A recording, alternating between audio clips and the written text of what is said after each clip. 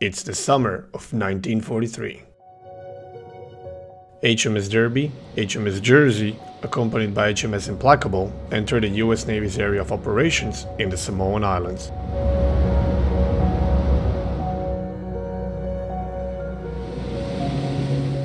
They will be escorted by 2 US Navy destroyers, resupply, then join them for future operations. Samoan Islands sit deep in the South Pacific Ocean and are believed to be out of reach for the Imperial Japanese Navy. The US Navy's Rockford base and its airfield are critical for maintenance, scouting, and resupply operations in this sector.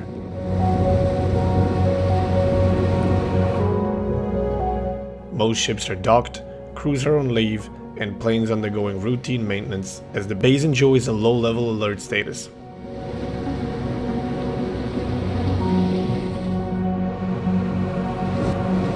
But there is a storm coming. Destroyers USS Bronson and USS Chevalier were standing by and are dispatched to provide escort to the incoming Royal Navy Expeditionary Force. Little do Allied forces know that a Japanese battle group operating under complete radio silence is lurking in the area, shadowing their every move.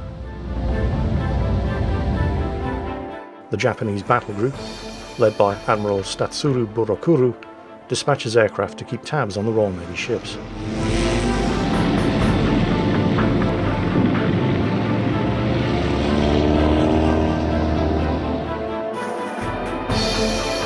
At 12:15 PM, Japanese planes are spotted. Look out, gunners! Enemy aircraft, 10 o'clock high.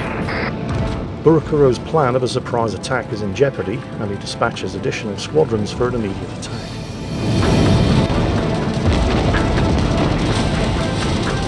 He knows that if his forces had had any advantage left from a surprise attack on Rockford base, he must act swiftly and drive Allied forces to seek shelter there, thus revealing its location.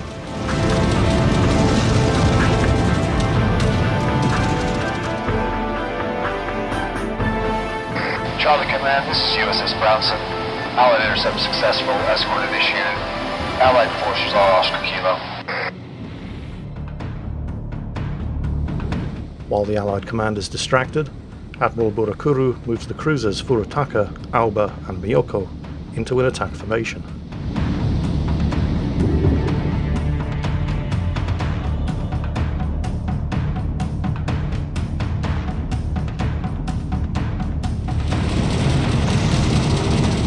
Unaware of the cruiser ambush, the destroyer convoy is under constant aerial attack while pushing for Rockford base.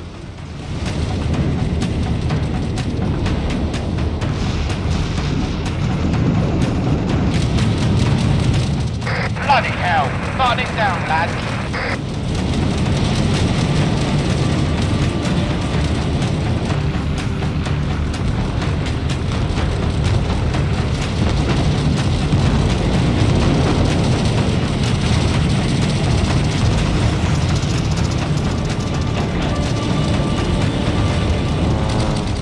Torpedoes! Port side! Port side!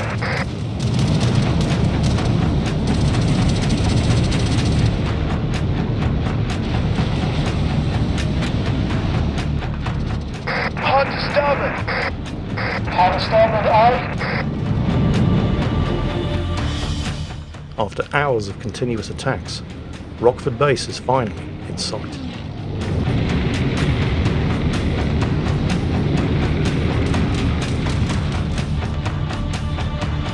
Contact.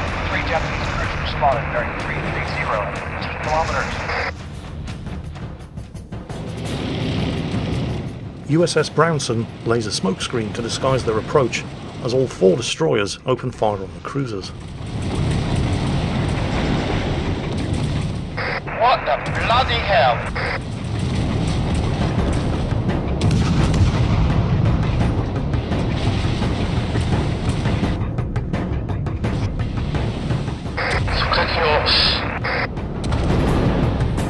With the location confirmed, Admiral Burokuru is ready to put the final phase of his assault into action and destroy Rockford base.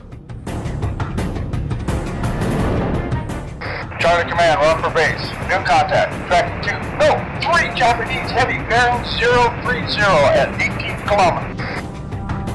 3 Imperial Japanese Navy battleships are seen on the horizon, with orders to lay waste to the airfield and all surrounding buildings, rendering it useless to Allied forces.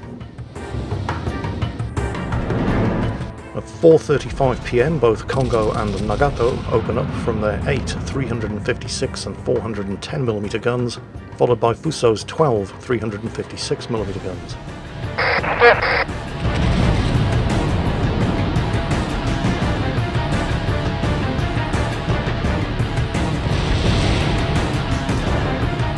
HMS Derby and HMS Jersey begin their efforts to resupply in the midst of combat, destruction and chaos. They know they must move quickly.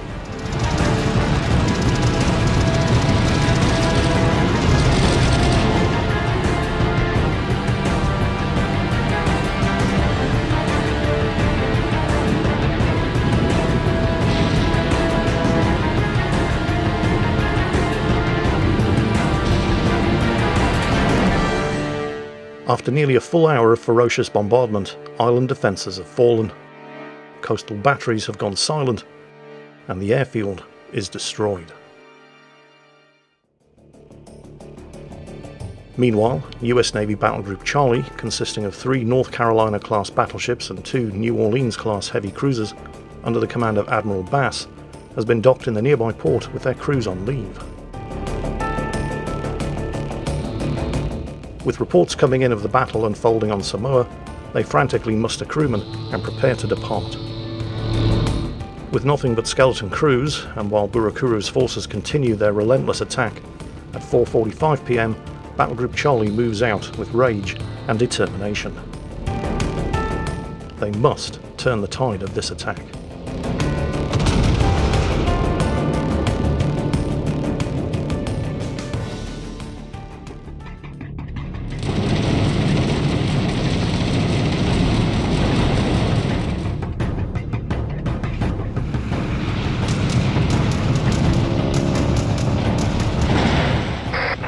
Bronson, we're getting overwhelmed out here.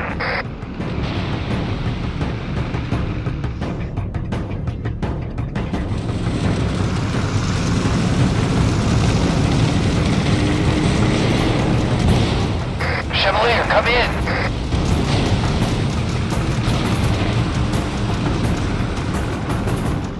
Charlie, god damn it.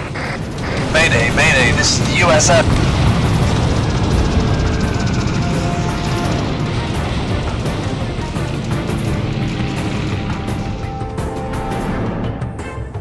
At 5:57 PM, the last Mayday is recorded.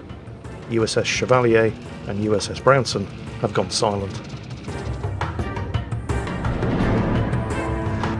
Having loaded as many survivors and as many supplies as possible, HMS Derby and HMS Jersey make a break towards the safety of the mainland and Battlegroup Charlie.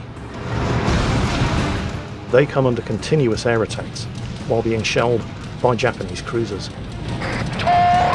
HMS Derby suffers damage to her engine and steering after being hit by a torpedo, which significantly reduces her manoeuvrability and speed.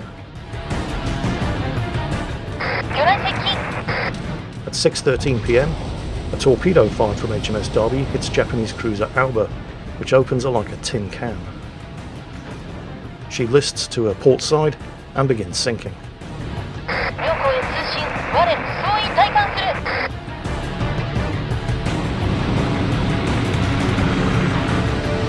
US Navy heavy cruiser New Orleans fires a 203mm salvo at the already damaged Furataka. At 6:18 PM, after penetrating Furataka's deck, her ammunition storage explodes, sending her quickly to the bottom of the bay.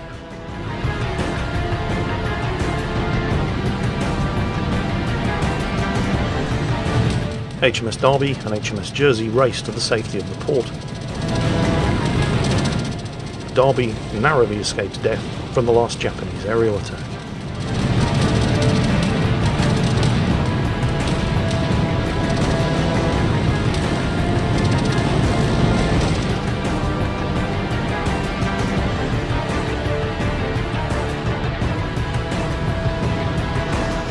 Japanese cruiser Miyoko is desperately trying to shelter from incoming shells, but to no avail. Charlie, this is Charlie Command. That's the last cruiser. Focus on the damn battleships. In their frantic push to attack Japanese forces, the battleship USS New Haven is separated from the rest of the group. Admiral Statsuru Burokuru orders his carriers to focus on sinking this Allied battleship. Loading on the starboard side. Fire in the engine room. Navigation, evasive maneuvers. All hands, brace for impact, brace for impact.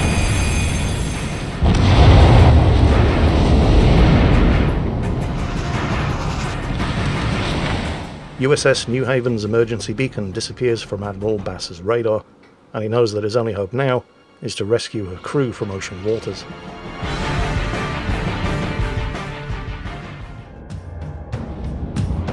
Having completed their primary task, the Japanese battleships sail at full speed for the open sea while returning fire in an attempt to ward off the pursuit from the enraged US Navy battle group.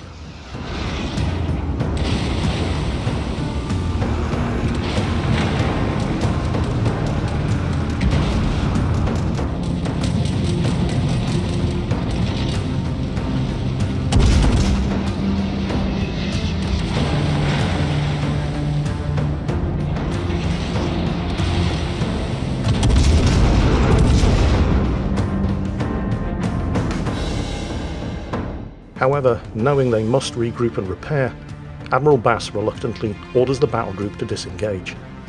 The Allies set up a defensive perimeter with their remaining forces.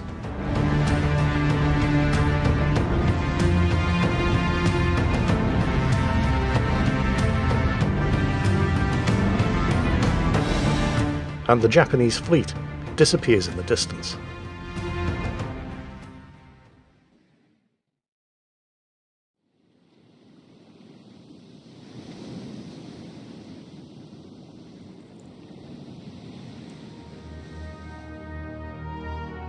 A total of 6 ships and their crews were lost during the battle in the Samoan Islands.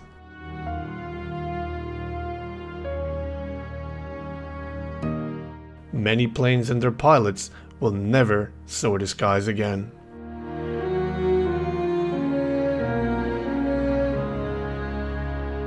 Rockford Island has been devastated with a significant loss of life from both naval and aerial bombardments.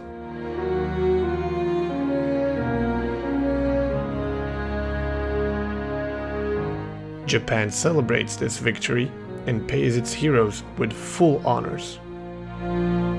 Land of the Rising Sun has dropped her dark curtain on her Western foes. As the Allies mourn, this is far from over.